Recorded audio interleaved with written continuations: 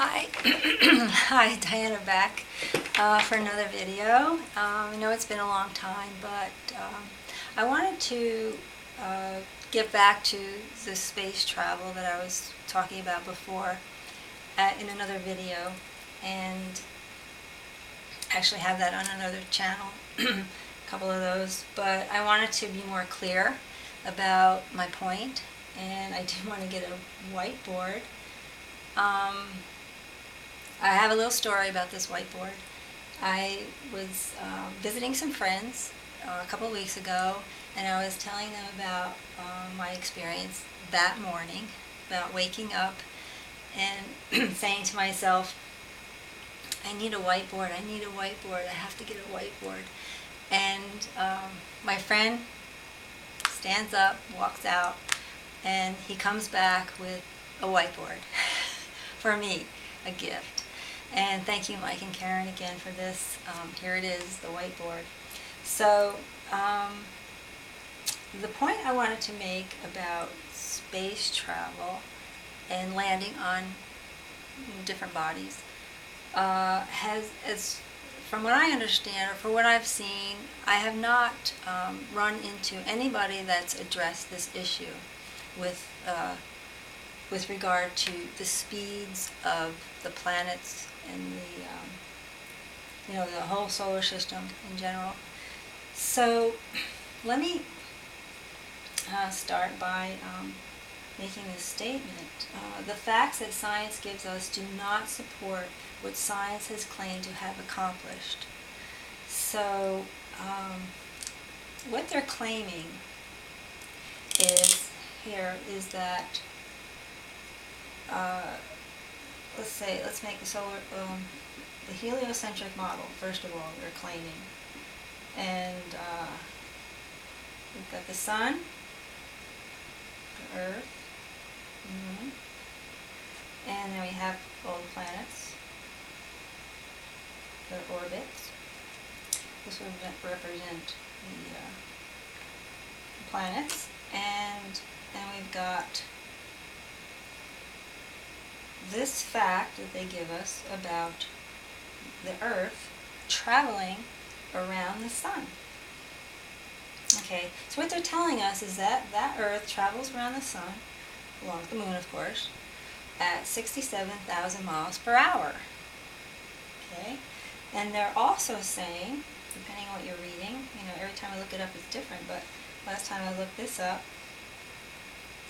the whole solar system, all the planets and everything else, and the sun, it's all moving, I don't know which direction you want to go, but it's moving at 515,000 miles per hour. That's pretty fast. Now, this whole galaxy is also moving at 1.34 million miles an hour. So that's a lot of moving, that's a lot of speed. Okay, so this number is essentially roughly 40 times more than a bullet. Okay, a bullet is 1,700 miles per hour, roughly. And this number, the solar system, is moving at 300 times faster than a bullet. And that gives you some perspective. So which is the lie? If not, for me it's both of them. And I'll get into that some other time, I guess. But this makes no sense to me because, alright, so let's go, remember the merry-go-round experiment, where you have somebody here, and this person throws a ball to this person, but this person, this merry-go-round is moving, but this person is here by the time that ball goes that way. And they throw the ball, but it never reaches this person because they've moved. That's the same here. If you have a rocket shooting off from Earth, the way I see it, and now they say, somebody told me rockets go like 25, I didn't really look this up, 25,000 miles per hour, but it's not anywhere near those speeds. But you shoot a rocket off the Earth, it's on its own, just like that ball is on its own. So the way I see this is this whole solar system, including the moon where they're trying to get to, is gone at that speed.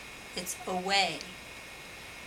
And I mean, this is how I see it. I mean, does anybody else see it that way? And so there's this other thing with the Rosetta. You know, this was the European Space Agency that claims that they have this Rosetta spacecraft or whatever with another little, you know, attachment, I guess they call it a Philly. And the Rosetta chased a comet for 10, 12 years, and not only, well, then they lift off this little Rosetta, shoot off this little Rosetta thing that harpoons the comet and takes pictures of it. Okay, so there's a picture of, you know, of this comet, and it's clear as a bell. I mean, what shutter speed? I mean, like, really? So, I don't know if you know about comets. They, from what I remember, is they have their orbit too. They go out into deep space, and they come back around. And then also, they also claimed that this Rosetta used these planets, like a couple in particular, I think it was Mars, maybe Earth, but they used them to, they used their gravitational pull to slingshot their way around, you know, like slingshot, using it to slingshot to wherever. And what are they doing? Like using some sort of, you know, remote control device? I mean, and at these speeds, like, how do they even, like, how do you slow down to land? I mean, you can't slow down if you can even go that fast. Something's wrong here. So, thank you for listening, and if you have anything to add, please do. I'll try to put some information in the information section. And please, I wrote this down because I know I was going to forget it. Planete Veritas is a channel, and this person, this channel has actually had phone conversations with NASA. He called them, and if I remember correctly,